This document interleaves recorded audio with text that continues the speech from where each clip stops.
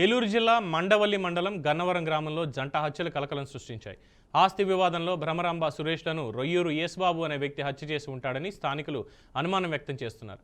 ఫిర్యాదు మేరకు కేసు నమోదు చేసుకుని దర్యాప్తు చేస్తున్నట్లు పోలీసులు వెల్లడించారు.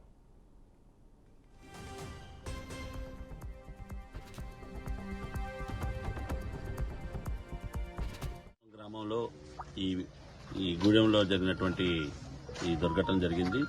ఇందులో ఏంటంటే ఒక తల్లి భ్రమరాంబ, అదేవిధంగా రొయ్యూరి సురేష్ అనే వాళ్ళిద్దరూ కూడా హత్యకు గురై ఉన్నారు.